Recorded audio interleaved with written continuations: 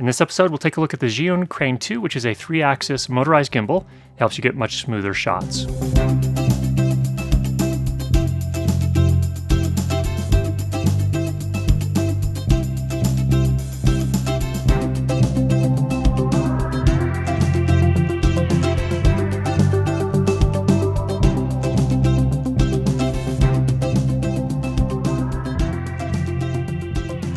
First of all, let's clarify which product this is. This is not to be confused with the original Crane or the Crane V2, which was just a minor update to the original Crane. This is actually an entirely new design, a much larger gimbal that can handle much larger cameras. Now, first of all, just a warning for those of you that are new to motorized gimbals, these are not just devices that you can grab, attach your camera, start running around, and expect buttery smooth shots.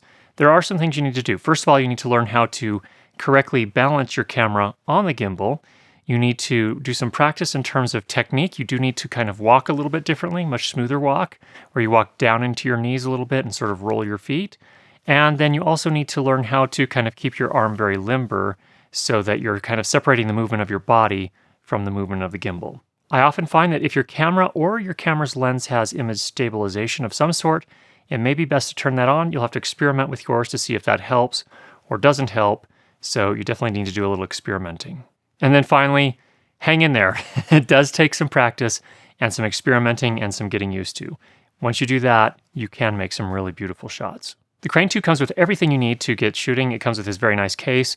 It comes with a tripod, which is nice to attach to the bottom of the crane, and that allows you to set it down on a flat surface or to fold the legs up and sort of extend the handle of the gimbal. Of course, it comes with the 3 batteries necessary to power the gimbal, a battery charger, and also the cables that you may need to connect the gimbal to your camera. Now, what's new in the Crane 2, kind of the big feature from my standpoint, is that it can handle much heavier payloads. So you can handle now a camera up to 3.2 kilograms. That's roughly 7 pounds. So that can handle pretty much any DSLR. It needs a minimum payload of 500 grams, which is a little over a pound. So you can carry a lot of different ranges of cameras on this, which is very nice. One question I'm sure I'm going to get is, can you put a video cam or a camcorder on here? It's not really made for that form factor, but some people have had success. It really just depends. Now, for those smaller mirrorless cameras, you may need to add a little weight, actually, because this gimbal is much larger, and it's really kind of built for a larger payload. But you can do that in a lot of different ways. You can add potentially some quick release plates on top of the existing quick release plate. You could also add a microphone. Now, this is a hefty gimbal. It weighs in at almost 6 pounds, 2.7 kilograms, when I put my Panasonic GH5 with its 12 to 35 millimeter lens on it. So that's the kind of total weight of that rig that I use. Now, that's really good and that's bad. Now, it's a bit much to carry around all day if you were going to just carry it around for a vacation. Don't think it's really meant for that, but it does add a little bit of heft on the positive side, which actually can help smooth out shots as well. So having that little extra weight kind of reduces some of the jitters. To me, this seems like a more serious filmmaking tool, whereas if you're trying to look for something for vacation, maybe you could use with your phone, you might want to look at the Smooth 3 instead, or the Smooth Q. The next headline feature is a follow focus knob on the side of the gimbal handle. This is really nice if you are working with a Canon 5D Mark III or Mark IV. Unfortunately, it doesn't work with other cameras because it is a limitation of the camera manufacturers, not the gimbal itself. If the camera manufacturers haven't enabled focus via the USB input on the camera, then unfortunately this won't work. But for those of you shooting Canon 5D Mark III or IV, pretty cool feature. Now, for those that are shooting other cameras, not to worry, you can still control some of the settings depending on the camera you have. Here's a chart that kind of outlines which features are available on which cameras. Again, this is a limitation of the camera manufacturers and what they've enabled via USB input. The Crane 2 uses 3 batteries, and these power the unit for up to 18 hours. More realistically, I would say it generally is going to last closer to about 12 hours, but that is a fantastic battery life for almost any filmmaking needs.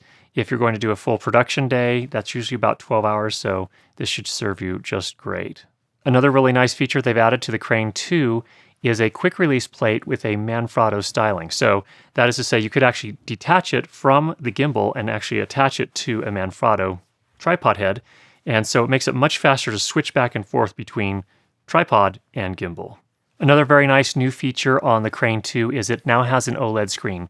This is helpful because now you know exactly which mode you're in without having to guess or kind of experiment with things to figure out which mode you're in. It also gives you battery status, which is really helpful instead of just a flashing LED. And it also tells you whether or not you're connected or available to connect via Bluetooth and it allows you to navigate through a menu and change some of the settings directly on the gimbal itself. The menu allows you to change a variety of settings, including the weight of the overall payload, so you can change that to 3 different settings, low, mid, high, and also the type of camera you're using so that the gimbal knows how to communicate with it.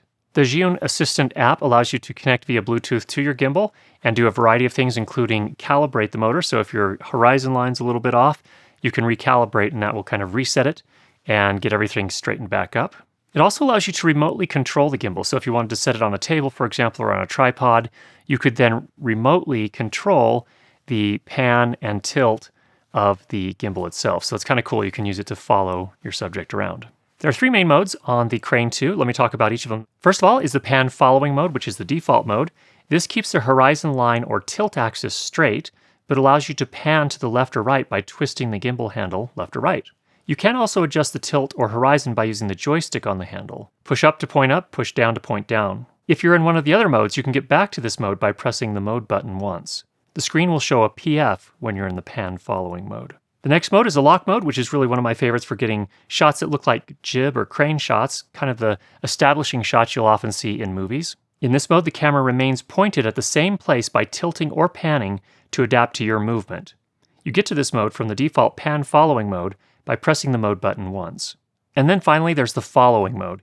If you want to move the gimbal handle to control both pan and tilt, this is the mode for you. I don't use this mode a lot, but if you're working on a shot where you are going to pan and tilt to show everything you want, sort of a documentary style, I guess, this would be a really smooth way to do this. The panning and tilting with the handle is a little bit smoother than using the joystick. To get to this mode, you double tap the mode button. One other thing that's a new feature on the Crane 2 as well is if you want to tilt the camera manually, you can actually do that by grabbing the camera and moving it. This makes it a lot easier to kind of finely tune exactly the tilt of your camera. Another new feature is that when you do turn the Crane 2 off, it gently releases your camera so it doesn't go smashing into one of the arms on the gimbal itself. So that's a really, really thoughtful feature as well. The USB port up on the gimbal arm allows you to connect to your camera, not only to control the camera, but also potentially to power your camera or charge it up if your camera allows that. Overall, the build quality of the Crane is superb. Everything on here is metal with the exception of a couple of the controls.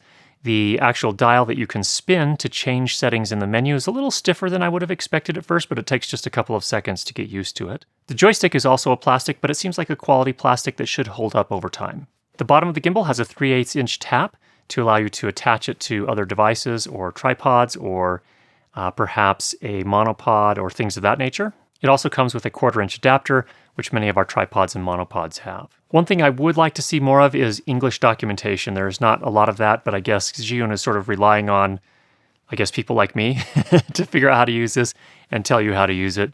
It'd be great if there was some written documentation to kind of help you get up and running a little bit quicker.